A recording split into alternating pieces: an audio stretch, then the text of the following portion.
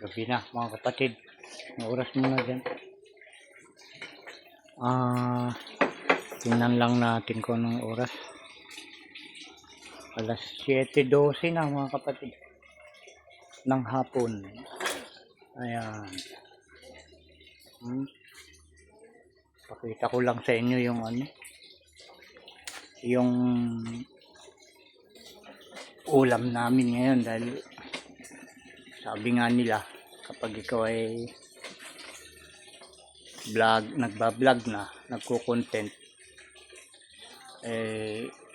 ano ka na, nasa anong tag doon, ikaw ay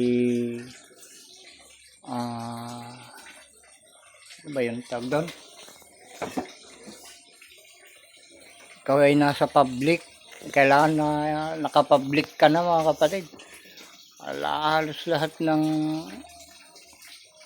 pwedeng ilabas na pang publiko na mga ginagawa katulad ng mga pagkain, kailangan pakita natin yan sa publiko mga kapatid para lumabas na ang pamumuhay natin ay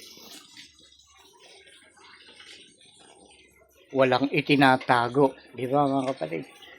Yung tunay, yung totoo ba na pamumuhay natin. Kaya sa pagkain pa lang may papakita na natin kung ano talaga yung tunay natin pamumuhay mga kapatid. Pambihira na lang yung kakain kami na hindi ko ipinapublic mga kapatid. Kagaya nito ngayon, ayan. Yun yung ulam namin mga kapatid. Kaya lang madilim kasi mainit itong kaluluto ni misis ko ng ulam.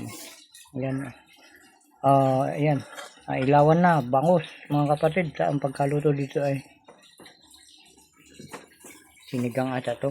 Sinigang. Tapos yan pa yung hirapan namin ata kanina ito na ulam ng kon. Suso ba? Ayun pa suso. Suso po ba yan?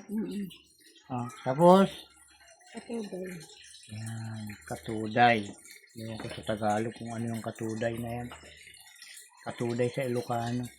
Ayan, sili, kanin. Diba?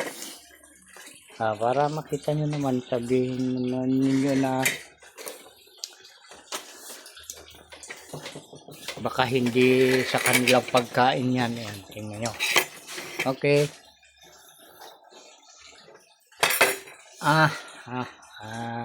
Yan, sandok tayo ng kanin. Ayan, diba? Okay. Konti lang mga kapatid, baka sobrahan. Dito tayo sa sa bangus. Yan, madilim mga kapatid. Hindi makita ng balik. Kita nyo yan.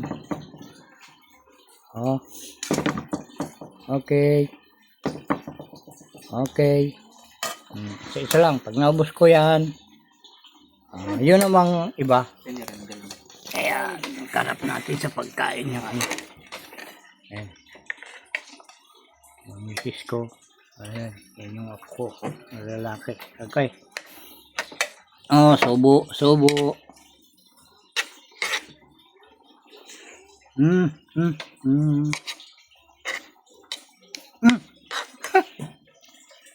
Ang sarap ng asim niya. Wow. Bagay sa panahon na maalinsangan, maasim.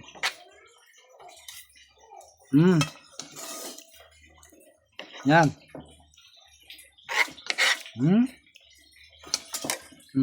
Abal.